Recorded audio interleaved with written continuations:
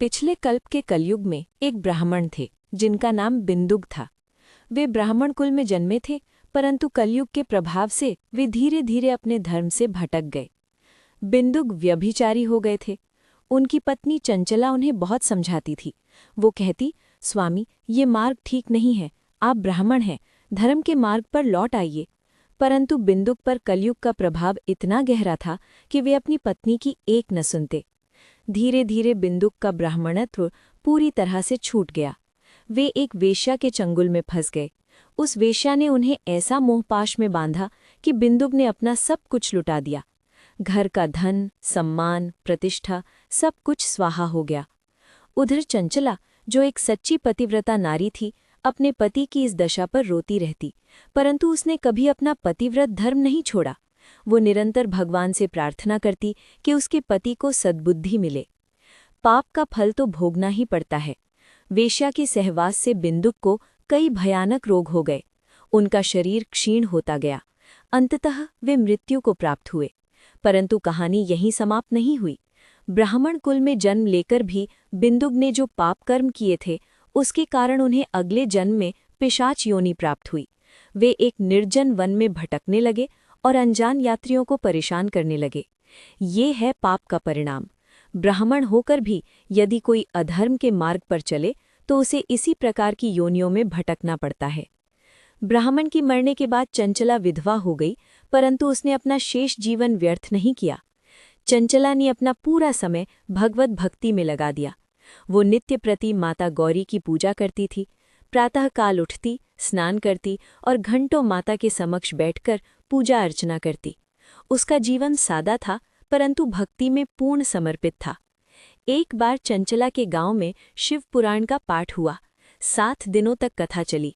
चंचला भी प्रतिदिन कथा सुनने गई। शिव पुराण की कथा सुनकर उसका हृदय भक्ति से भर गया। कथा समाप्त होने के बाद चंचला ने कथावाचक स्वामी जी से कहा, गुरुदेव, मेरे पति ने तो अपना जीवन व्यर्थ कर लिया और गंवा दिया, परंतु मैं आपसे गुरु मंत्र प्राप्त कर अपने बचे हुए जीवन को भगवत भक्ति करके संवारना चाहती हूँ। स्वामी जी चंचला की श्रद्धा देखकर प्रसन्न हुए। उन्होंने उसे भगवान शिव और माता गौरी का मंत्र दिया। चंचला नित्य प्रति उस मंत्र का जाप करने लगी। उसका मन शिव पार्वती के चरणों में लगा रहता। वर्षों तक भक्ति करते करते चंचला का अंत समय आया, और तब हुआ वो चमत्कार जो केवल सच्चे भक्तों के साथ होता है। चंचला ने शरीर त्यागा और सीधे शिवलोक को गई। उसकी भक्ति इतनी शुद्ध और सच्ची थी कि स्वयं माता पार्वती उससे प्रसन्न हो गई।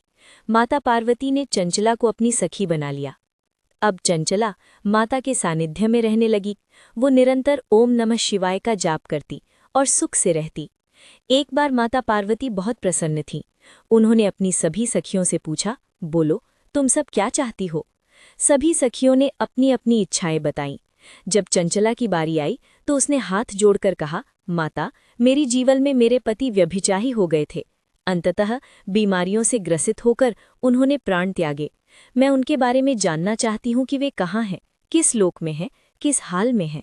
माता पार्वती ने अपनी दिव्य दृष्टि से देखा, और जो दृश्य सामने आया वो कष्टदायक था। चंचला का पति बिंदुक एक निर्जन वन में पिशाच बना भटक रहा था। वो अपने कर्मों का फल भोग रहा था। न उसे शांति थी, न मुक्ति। ये जानकर चंचला की आंखों में आंसू आ गए। उसने माता से प्रार्थना की कि माता, कृपया कोई ऐसा उपाय बताइए जिससे मैं अपने पति को इस पिशाच योनि से मुक्त कर सकूं। माता पार्वती ने कहा, पुत्री, भगवान शिव को भूतनाथ भी कहा जाता है। वे समस्त भूत प्रेत पिशाचों के स्वामी हैं।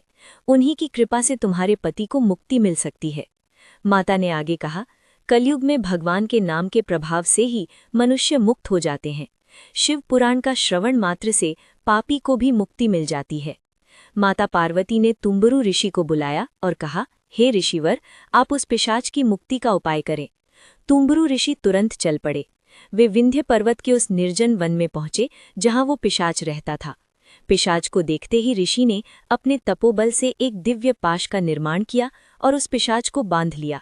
पिशाच छटपटाया, चीखा, परंतु ऋषि के तपोबल के आगे वो विवश था।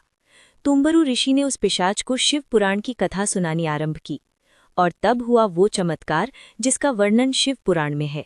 शिव पुराण की कथा सुनते सुनते उस पिशाच के पाप क्षीण होने लगे।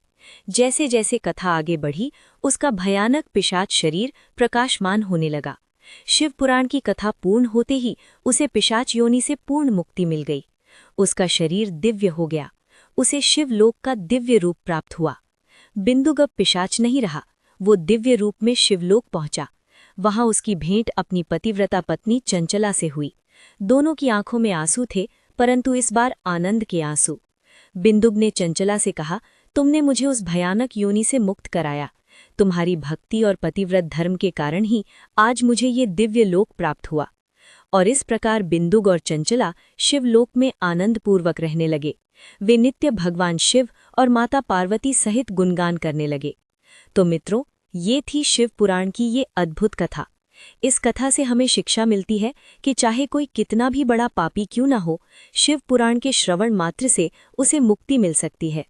कलयुग में भगवान के नाम का प्रभाव अपार है और एक पतिव्रता नारी की भक्ति में इतनी शक्ति है कि वो अपने पति को नरक से भी निकाल सकती है।